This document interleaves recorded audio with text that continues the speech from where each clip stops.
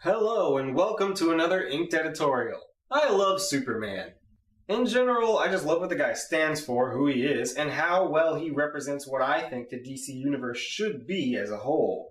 Where I'm concerned, DC's heroes are the characters we aspire to. They're the ones we wish we could be like and dream about. Like with any rule, there are exceptions to that, but in that ideal of what DC should be, what superhero better represents that than Superman? But obviously he is a very controversial topic in this new age where people are much more cynical and close-minded. The simple fact is that despite his unmistakable iconography, Superman is not as well received as he once was.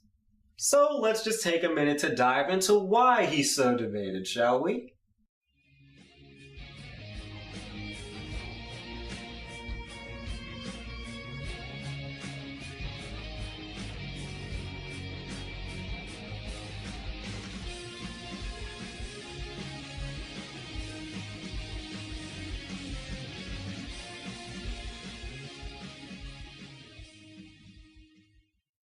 Some people say it's because of his persona. They don't like that he's this proverbial paragon of wholesome values, morals, and ethics. They want him to be edgier, and I say that if that's what you're looking for out of Superman, then you really don't understand what Superman is about. He's not about being intriguing or action-packed. He's about making us reflect on our own values and morals, represented by villains who serve as metaphors for various challenges. He's a representation of all the values we can embody. Some of the storylines are a much more literal interpretation of those challenges. For example, acceptance is a major theme in Superman stories, and not just acceptance of one another, but acceptance of oneself. He had to learn to accept his alien heritage. He didn't just walk away from that talk hunky-dory. It bothered him so much that he developed a number of mental blocks that prevented him from reaching his full potential. More on that in a minute. The point of Superman isn't to entertain us by being some sort of awesome spectacle of coolness and bamfness. But the other, much more controversial issue with Superman that people just love to complain about, aside from the costume, which I'll circle back to towards the end, is his power level. Everyone and their dog has at some point come across the idea that Superman is too powerful, and in fact is the most god-modded character ever, possessing no limits. Matters were not helped when this was released, pretty much confirming that for us. Here's the thing. I would be hard-pressed to outright tell you you're wrong. The guys in that video did their best to justify that absurd level of power, but even to me, a Superman fan, it doesn't fly. But before I get into that, I'll basically say that I completely understand what they're saying, and while I don't agree with it, I respect that symbolism. The idea represented by it is that we cannot even fathom the heights we can achieve if we embody those values and codes. Still, the phrase, Superman is as strong as he needs to be, does not work with me, and always felt more like an excuse given for lazy writing over the years. But I will hand that it is a good excuse, as opposed to what a list of other excuses given by DC for various questions would be. And no, I have no personal thoughts on who would actually win that fight. I don't care. I used to be one of those people who hated Superman because I thought he was too powerful.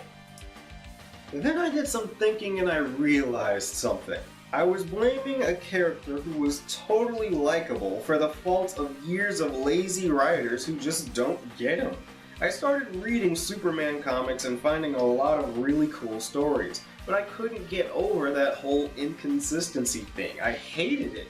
Cop-outs are as annoying to me as bad reboots. So, I devised a sort of a system that allows me to look past it. I only count the Superman power levels in things where his power isn't used as a writer trope. Flying around the Earth and reversing the rotation, thus turning back time, ignored.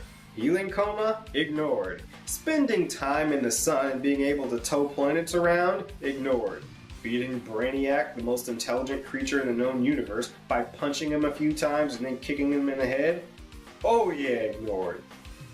Ideally, my preferred level for Superman is actually about how he was represented in Man of Steel. I don't doubt he can lift a plane in that version, but he did seem to struggle when he was holding up that oil rig. Also, his flying seemed to be represented as being capable of just breaking the sound barrier, not flying as fast as he needs to. The heat vision's intensity apparently varied, being that in one scene he used it to heat up a doorknob, and later he was cutting girders in half.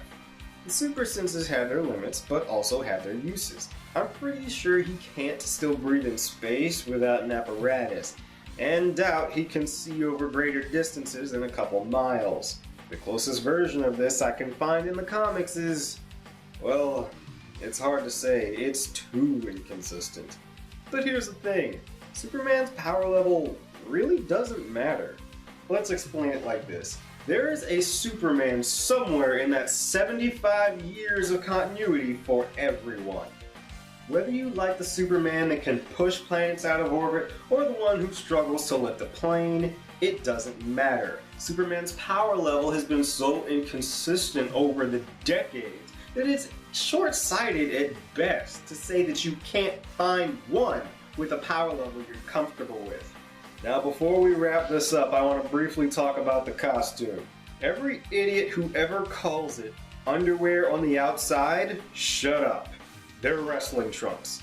Wrestlers wore them 75 years ago, and quite a few wrestlers still wear them now. Superman's costume was designed around wrestlers of the era.